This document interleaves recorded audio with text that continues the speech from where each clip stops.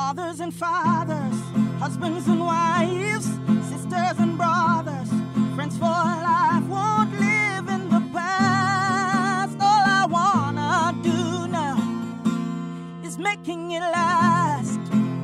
How do you communicate with someone who is depressed?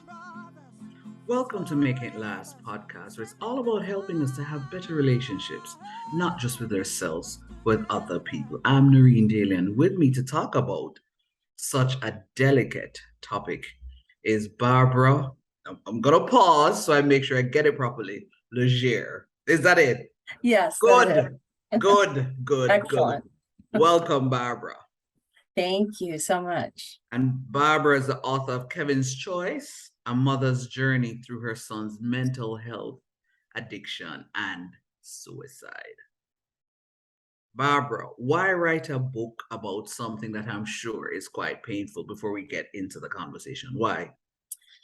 I wrote the book mainly because after he passed, I kept getting this nagging thought in my head that I had to write the book. He and I had talked about writing a book together someday about his success and how he was able to overcome some of these things, but that didn't happen. So I felt compelled to write it mostly because I just wanted to educate other people on what life is like for someone like my son. It's basically, that's the majority of the book, is what is life like for someone who's addicted to drugs and has a mental illness that can't get the right help and ultimately loses hope. Okay. How then? It's a nice segue then. How then is it that throughout that process that you were able to maintain that connection, actually talk to him? So we can now get into what we want to, touch on, how to talk to someone who is depressed. How did you do all of that? Oh, well, I was very close with Kevin. We had a very open relationship. And I think communication is the number one thing when you notice someone is not themselves and you start to wonder if they're going through a problem, a mental health issue, depression, anxiety. It's so hard to ask, but it's so important to just ask them and sit down and talk to them about it. And oftentimes someone in that situation isn't able to find help for themselves. So to offer to find them help, I think that's a real big one. I noticed one of the things you said just now, you said allowed you to, reinforce in mind that you need to write about it. You don't think he got the help that he should have. Why do you say that? And how then do you, let me add to that after you answer that. Okay. I say that because he was using drugs and also had mental health issues, it was very difficult to get him treatment because, for example, if he was at a drug treatment facility for the drugs, he didn't always get attention for the anxiety, the depression. He also had voices in his head quite often. But if he went to a mental health place, they wouldn't take him because he had drugs in his system. So he had to be in a certain place.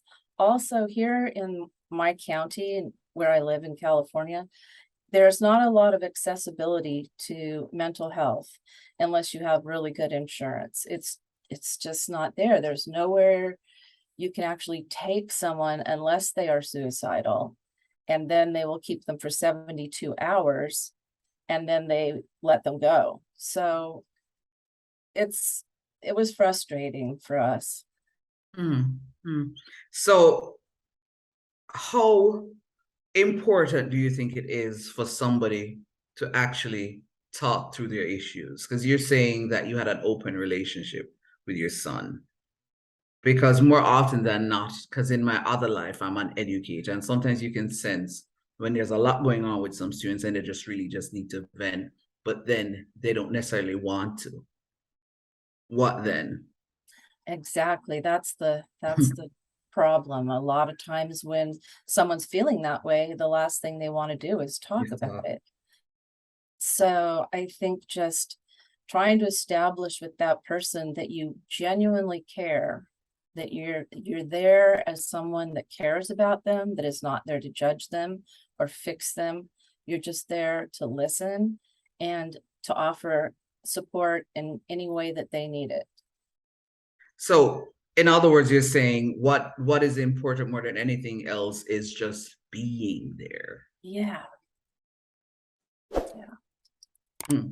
You said something just now that I think more often than not, sometimes some of us who we think we know the answers is that we're not there to fix them.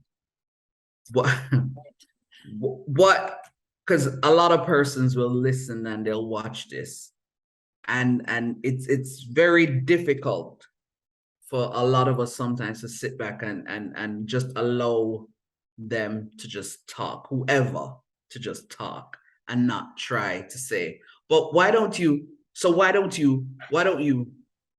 Exactly. How easy is it then to just shift that mindset though, Barbara?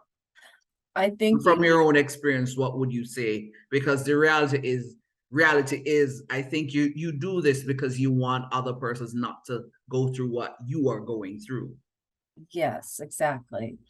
I think when you're talking to that person, you need to make a really conscious effort before you start talking, not to do that, to just tell yourself, I'm not going to give them any ideas or solutions or suggestions. I'm just going to listen and empathize. And it really, I think naturally we want to come up with solutions and help people, but that's not what is needed in that situation. So I think just making an effort at really watching yourself and biting your tongue if you have to, and just listen, even if you just listen and shake your head and let them know that you're hearing what they're saying. Depression is something that since the pandemic has become even more, I'm not going to say prominent, but I think people are paying more attention to it. So we're going to continue the conversation so we know just what to say when somebody's struggling through depression. But we must take a word from our partners. We'll be right back. Mothers and fathers, husbands and wives, sisters and brothers, friends for life, won't live in the past. All I wanna do now is making it last. You can't live your best life without a healthy immune system. Boost your immune system the delicious way with Zappy's organic juices and punches. Made from local produce with zero added sugar, our juices cleanse and revitalize your body as they boost your natural immunity. Try our delicious flavors: Beat It, Berry Bomb, Get Fresh, Ton Up, and Island Splash.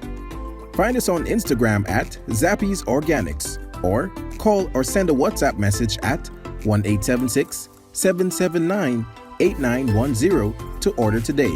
That's 1-876-779-8910. Zappy's Organic Juices and Punches. Live your best life today.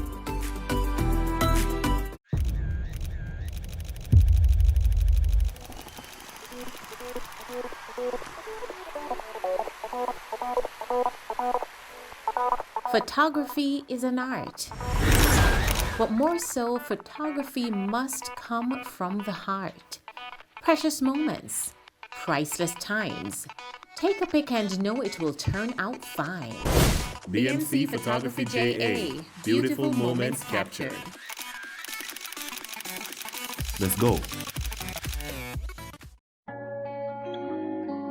Langdo Language Institute was created to meet your language and communication needs. All of our packages were created just for you. We are passionate about language and dedicated to your success. We offer the CSEC English program, the Study Buddy program, the Get Ahead with English program, and the Business Communication program. Contact us at 767-285-0938 or email us at langdolanguage@gmail.com, because the real question is, how can we help you? Mothers and fathers, husbands and wives, sisters and brothers, friends for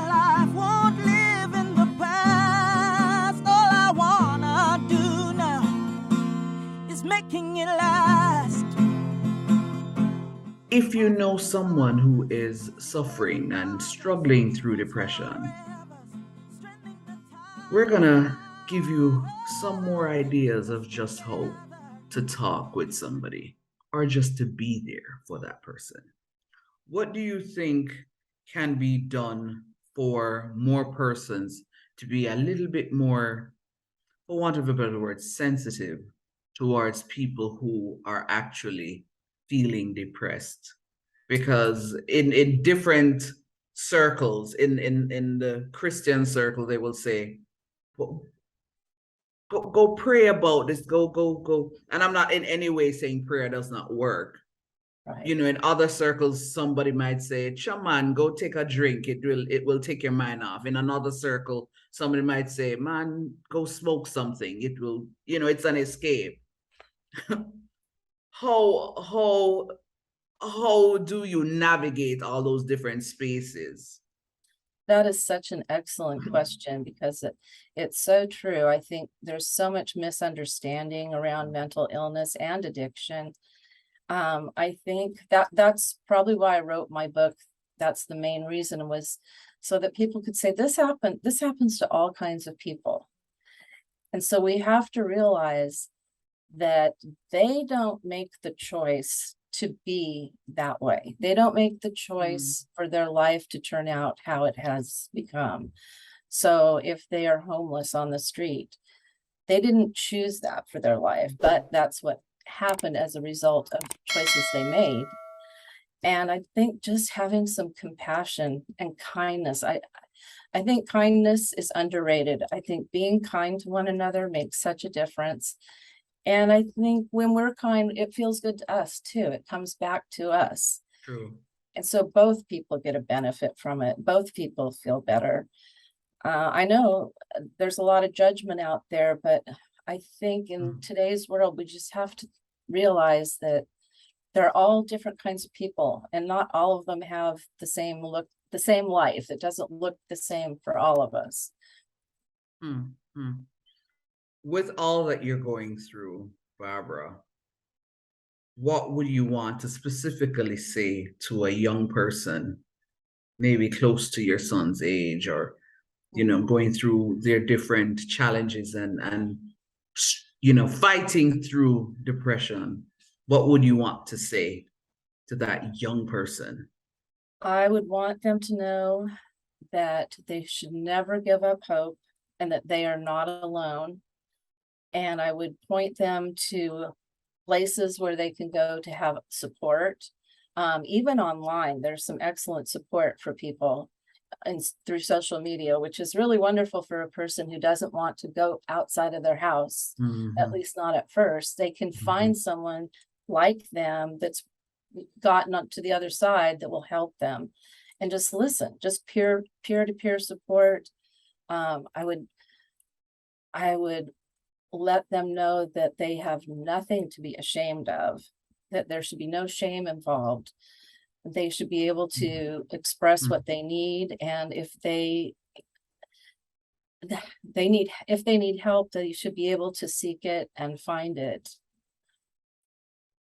Before I go on to the other category of persons I noticed you mentioned the whole idea of shame. Why of because there's a lot you could say, but why in particular the whole idea that they really shouldn't feel any sense of shame? Why?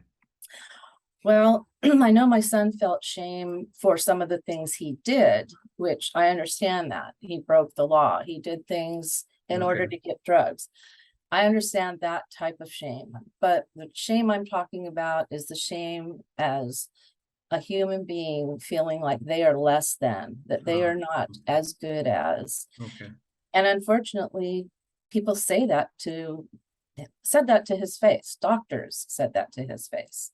So I saw it firsthand that there are a lot of people out there that are missing the compassion that people need. Well, a mother or a guardian or somebody who is watching a youngster right now, teenager, a young person, an adult, young adult, struggling, fighting through depression, what would you say to that person? To the parent or guardian, I would recommend that they keep a close eye on their person, that they're, their child, that they open the communication, open the communications, offer help. And as I said before, just let them know you're not there to judge them or fix them. You really want to help them. And I'll just add this really quick. Right now, fentanyl is a huge, huge issue. And I would warn my children that it's a life or death thing now. It's experimenting with drugs is over. We can't do that anymore. That is over. Now you're playing Russian roulette if you choose to experiment. If you had to just sum everything up in just say one sentence or two sentences to somebody to say how to communicate to someone who is depressed, what? I would say let them know that there is help available, that there is hope, that whatever they're going through can be helped either through medication or therapy or both. I would let them know that you are there for them, that they don't have to feel alone, that anytime they want to talk, you're there. And even if they don't want to talk, you're still there. And you will be there for them in their time of need. Thanks, because I know this cannot be easy for you, but thanks for sharing bits of your story, because I'm sure somebody will listen or somebody is listening and is watching and will watch and benefit from all of what you shared. Thank you so much. Thank you. This was Making It Last podcast, where it's all about helping us to have better relationships, not just with ourselves, with other people. I'm Noreen Daly. Until next time. Mothers and fathers, husbands and wives,